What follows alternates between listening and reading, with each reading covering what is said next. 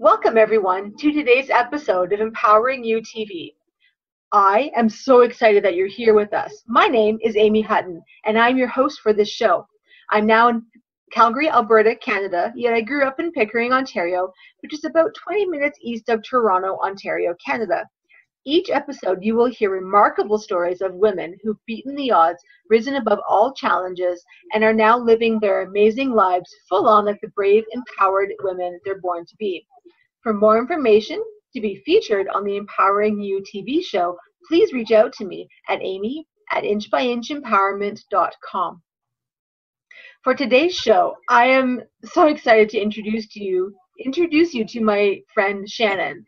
Shannon and I have actually known each other for a good few years now. Yeah. And she's up in Edmonton, and we do networking together, and we've done a couple of classes and day seminars and such together for networking and women's business events, and it's pretty cool. She's awesome.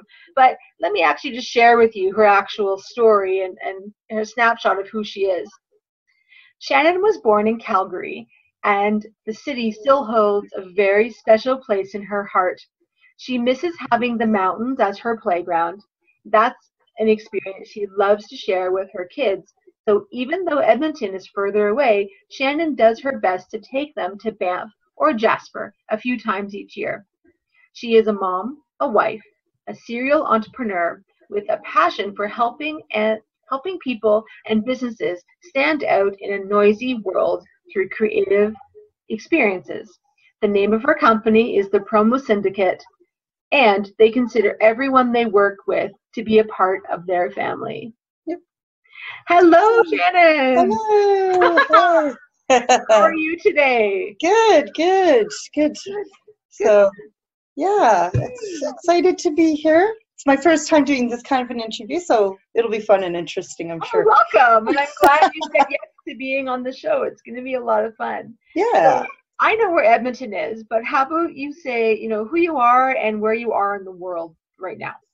Where I am in the world right now? Well, physically, I'm in Edmonton. I live in a area called Mill Woods, or as we like to call it, Mill Hoods. But you know what? I love my cul-de-sac. We've gotten to know the neighbors. We've lived here for about 10 years, and this is still one of those areas where we actually know our neighbors. So I'd be really hard-pressed to move away from here. So I reach out a lot, though. I mean, I do work in Calgary and Vancouver, and we're on, soon to be online. So it's really fun. Get to meet a whole bunch of people from different cultures and parts of the world, and it's always fun and interesting days. That's awesome. That's awesome. I want to ask you a question about your story and what in your life have you overcome? Do you want to share that briefly with us? Sure. So this is probably outside of a banquet that I was a guest keynote speaker at for inner city women. It's the first time I've ever talked openly about this kind of stuff. The biggest obstacle I've had to overcome in my life was I was born with a genetic mental disorder, mental illness. I guess that's what the term is. And I hate to downgrade it in a way because, I mean, it seems like every year there's a new catchphrase. And so now there's bipolar, and it got, it got overused because every time people didn't know how to describe you, you were bipolar. Yeah. And now they're doing the same thing with borderline personality disorder. Again, you can't say they got a split personality, but they've got these different dimensions to them. That's what they have. Well, I was diagnosed with that years and years before it was trendy. And I also have attachment disorder through multiple abandonments as I was growing up. It's really hard to do that with somebody who already suffers from a mental illness where emotional states are difficult, and then you continue to put them in situations where they get abandoned, and then you expect them to be able to emotionally attach to stuff and people, and that just doesn't happen.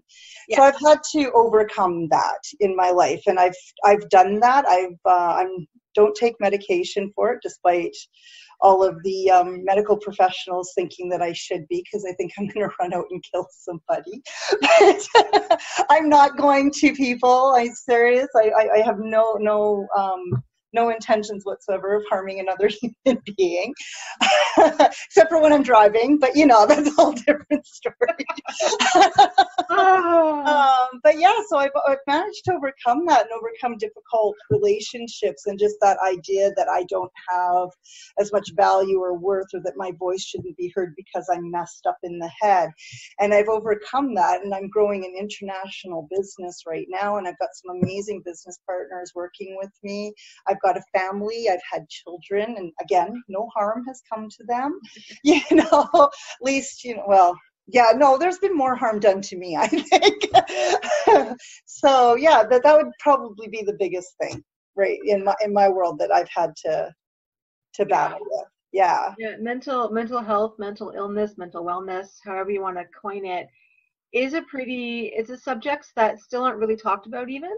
So I commend you for sharing that. So thank you. If you could change anything in your life, though, that's happened to you in your past, would there be anything, if anything at all, and why or why not? My first thought is I would love to say the abandonment situations, like my dad leaving my life and my mom leaving my life. But at the same time, if those things weren't to happen, would I have become the person that I am today? If I hadn't have had to have those struggles, would I have the strength in my character and in my presence and my walk to be able to be the person I am today? So while I would never wish on somebody else to ever have to experience those kind of losses, and they made me who I am today.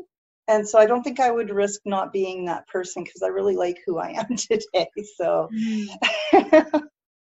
Yeah. So I guess the short answer would be no, not really. That's fine.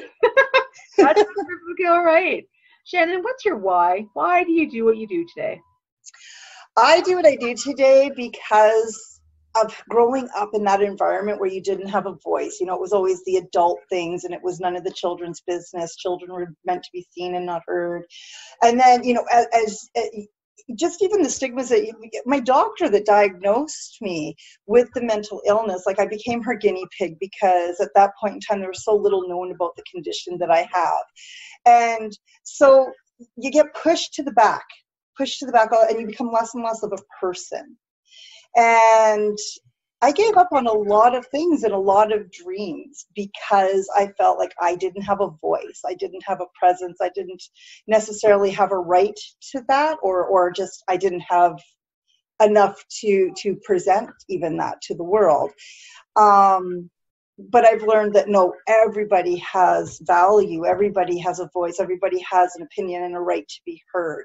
And so that's why I do what I do today, because I don't want to see other people miss out on opportunities, or, being able to have something in their life that makes them feel good, whether it be an accomplishment, a success, or whatever, simply because they felt like they couldn't stand out or they didn't have a voice that could be heard. Yeah, that's important. Having a voice and being heard and seen, and that's so important. Now, I'm guessing, so correct me if I'm wrong, that your why goes into what you do for your business. What's your business about, and what do you do? I have what is called an experiential marketing company. So we get hired by corporation. Well, we have twofold. We either get hired by corporations to do private branding events where we gather the people that we know are interested in hearing their message. And we have a big fun party and create an experience, a positive experience around that brand and that company. And then we actually help them through the follow-up process to stay engaged and create relationships with those people.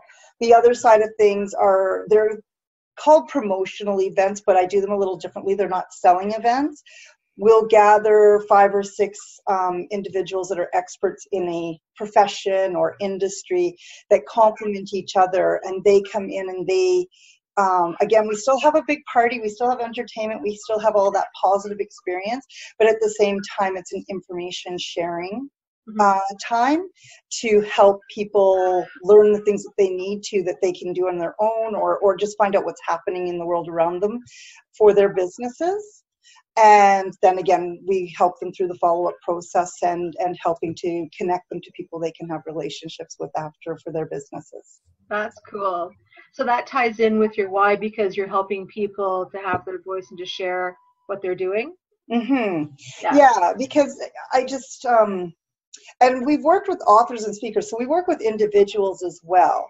But it's just, as I got into entrepreneurship, which was kind of by accident, but as I dove in, bad Shannon.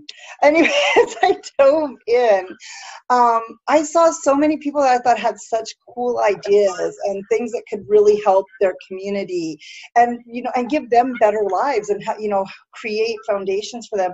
And because they couldn't find their niche and they felt like they were losing their voice, they gave up on those ideas.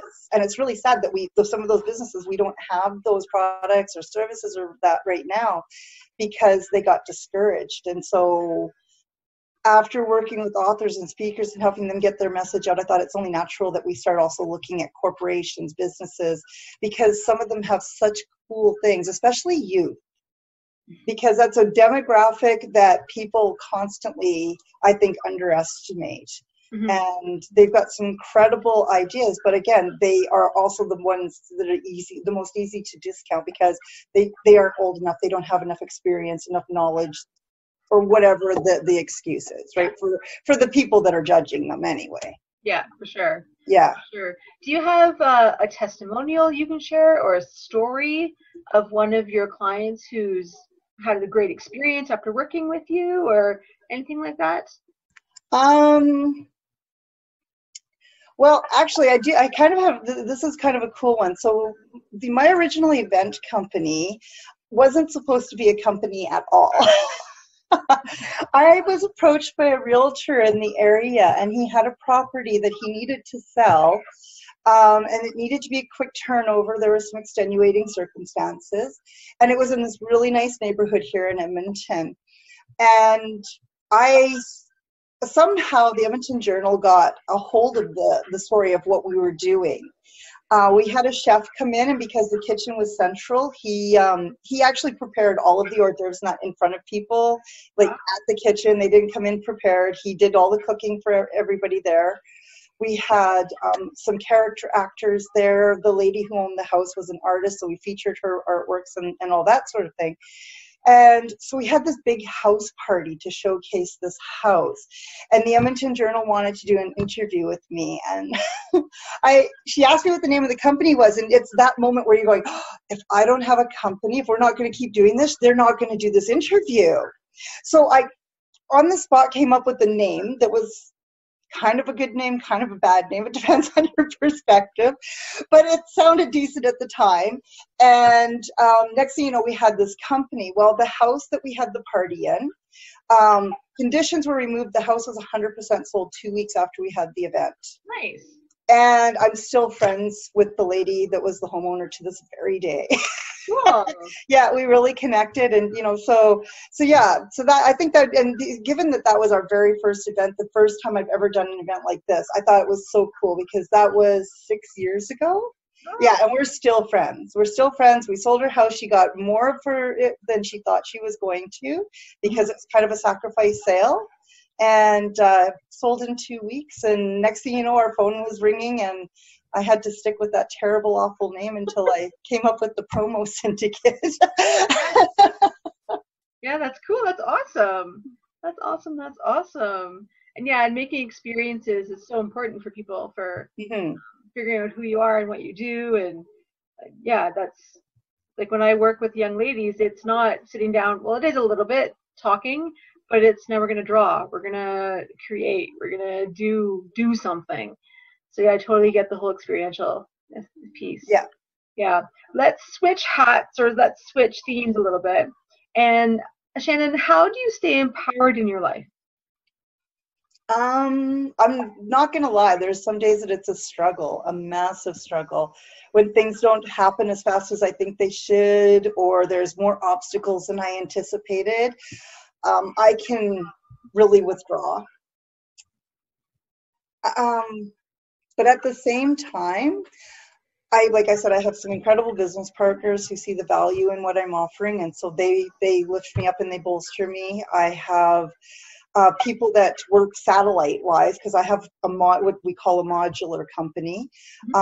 So they're around the world, the people that are my team, but at the same time, they know me well enough where they can tell when I'm doing that withdrawal thing or whatever, and they're on top of it right away, just kind of lifting me up, encouraging me, yay, Shannon, you got this, we're going to get this done together kind of thing.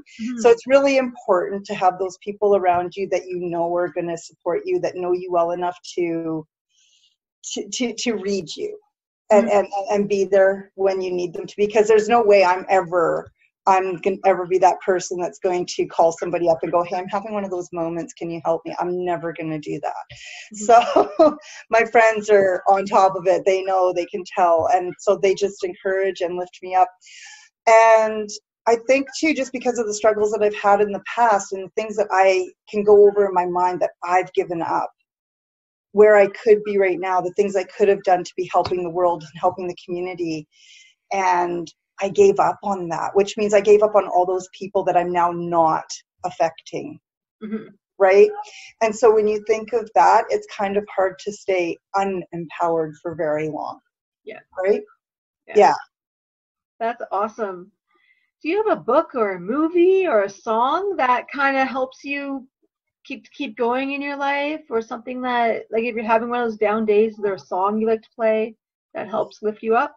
Not a specific song, but obviously upbeat music. But the most, this is going to sound, I don't know how well you know me, but when I'm having those moments where I just feel need to be kind of inspired, have my brain just kind of kick in and start working, I put on classical music. Nice. Yeah, especially like Beethoven, Chopin, Tchaikovsky, those, the classics. Yeah. That's awesome. No, I totally, that's beautiful, because I, in high school, and I played concert band and the classics and on the clarinet, and now volunteering here in Calgary with the Calgary Philharmonic Orchestra, I get to hear those guys again. You're right. There's just music just kind of, with me right now with the classical, I can just sit and relax and just, okay, don't worry about things for a couple hours. Yeah, no, exactly. And I find like it's that music is the kind of music that it moves you and it creates an emotional response and it forces you to wake up, and they don't even have to say anything. There's no words. Like it's just pure. It's just pure raw music, and it just connects to your emotions, and it just kind of forces them to come out and just forces you to get up and do something, right? Yeah. It does. Now, we've been talking about this, but what's a simple step that our viewers can do to empower themselves? Well, yeah, number one, like I said before, really evaluate the people that you have around you. You know what your emotional needs are, and not to be selfish. Like, I'm not trying to say it's all about you. But the thing is that if you make sure that you've got the right people around you and that they know you and they can contribute to you, then it's going to be natural that you can contribute them back to them, right? Without you being drained. Yeah. So it's so important to make sure that you're building, and it doesn't have to be a big network. I know we've got the land of Facebook now, and it looks like everybody knows 50,000 people, and it feels like you should too, and you need to be at all the events, and you need to know all the people that seem to know each other, and that's just way too much of an expectation. Don't stress yourself out. If all you have is 2 or 3 people, you've got somebody you can reach out to. You don't have to have 50,000 friends and be at all the big events and be the it person. You just don't. Yeah, totally. Yeah, I know I was supposed to be at an event later in a little bit from today. And I was like, no, today's my day to focus on doing my own business work. Like, I'm not able to be in every event every night. Yeah, it's pretty powerful. Now, if you could message, or if you could write a message to tell the next generation of girls about empowering themselves, what would be a message you'd want to say? So, for example, if you could go back in time and tell your 11-year-old self something, what would it be? That losses are going to happen. They're a natural part of life, not to take it personally. And instead of letting it get you down, use it as a stepping stone. Mm-hmm. Yeah. People are going to leave your world, and it doesn't necessarily have to have anything to do with you or who you are as a person. But it's so easy to let those losses get you down. Instead, look at those losses, evaluate them, figure out, really, was it you or was it that person? Maybe it was actually just the circumstance or the situation. Use it to learn and use it to build yourself up rather than beat yourself up. Yeah, that's a good one. That's really important. Shannon, who is someone you would want to thank, who inspires you to be your best self, who's helped you when you're going through a difficult time? If you could write a thank you card to that person, what would it say and who would the person be? A person? Yeah. Well, on this earth, I have a really good friend. Her name is Donna. She's not on Facebook. So, but she actually, I met her because she was originally the caterer for my events. Nice. And we just connected, and she's one of those people that we might not see each other for 2 or 3 weeks because we've, got our families and our lives and our business. But the second that we reconnect with each other, it's like there was no time in between. Mm-hmm. And she is the one person I've come across in years and years and years that is not afraid to kick my butt. Like to stand up to me and actually try and kick my butt. I hear from a lot of people that I'm an intimidating personality, and a lot of people back down from me because of that. And Donna's just as much as I am. She's the same. So she doesn't care. She'll tell me exactly the way it needs to be and kick my butt and make me get moving. So I think it would probably be her at this point in my life, just because this last 2 or 3 years I've had some really, really difficult, like just personal times, and she's just walked through the whole thing with me. She's even told my kids off for me. She's Auntie Donna, so she gets away with that stuff, And so it would have to be Donna. Yeah, that's awesome. That's awesome. I know one of your two, my as well, business teachers, he talks about gratitude and saying thank you to people. And actually one thing I did in January that I want to offer to anyone listening is what I did was I chose 3 people, happened to be all ladies, all 3 women, and I invited them to my house. And I asked about food allergies or food restraint, conditions, whatever. And I actually cooked us dinner, and I gave them all a thank you card and to say gratitude for helping me in the past year. Oh, nice. Yeah, and it was really, really cool. One of the ladies who it is, you might be able to guess. She was the one kind of said, okay, yeah, here's the date when I'm free, because I wanted her to be there for sure. Mm-hmm. And then I kind of worked around the dates for the other 2, as long as they could pick that one date, we were good. Just herd them in. Yeah, pretty much. That's what it was like. But yeah, I just had them over and I cooked them dinner, and we had dinner and salad and dessert and just a thank you card, and I read and a letter. I wrote a letter of why I want them here for dinner, and my memories of laughter and and a couple of tears as well. And so that's what I did in January, and I want to do it again. Like, it was choose 3 more people and have them over for dinner and sit and say thank you to them. So yeah, that's kind of what I want to offer to you and to anyone else listening. Awesome. Yeah, let's switch our heads back to business stuff. Okay. What is coming up that our viewers should know about? What has come up? What's coming up? Like what, an event or a webinar or what? Oh my gosh. Actually, I've got a ton of things on the go. I'm actually just about to start reaching out to look for some beta users for an online course that I'm starting about finding your voice, especially in business, and standing out in your marketplace, and a system to help you do that. I've also, this close. So we've got an agency that we're starting. We're getting licensed with the AGLC. Oh, wow. And we've got 2 celebrity brands that are willing to come on board. They're just filling out the paperwork for us right now. And for those who don't know what AGLC stands for. Oh, sorry. It is the Alberta Gaming and Liquor Commission. So we're starting, it's just because the opportunity that presented itself was in the realms of liquor, wine specifically.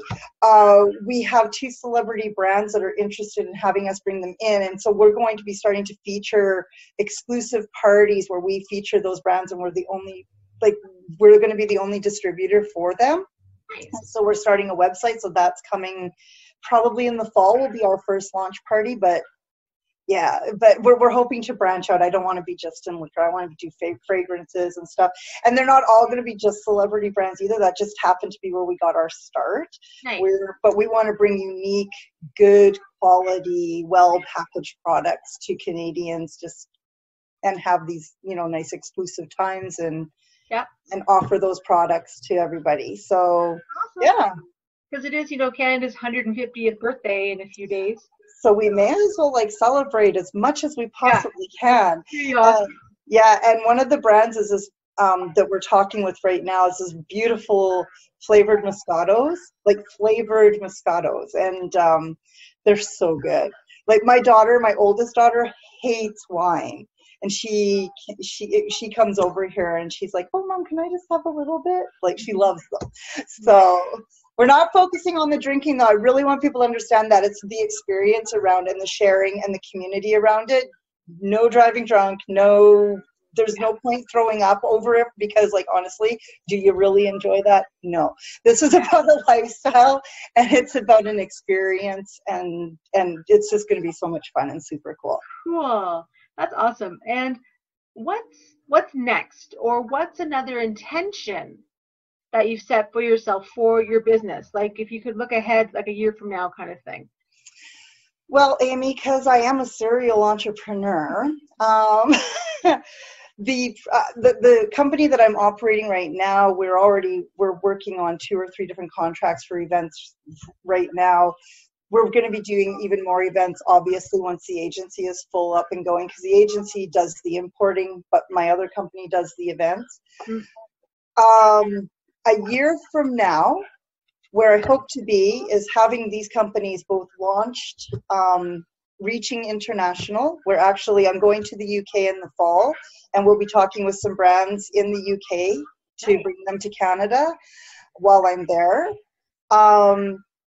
But I'm also going to be putting aside a fund, because as much as I absolutely love what I do right now, I also really, really love cars, as you probably have figured out.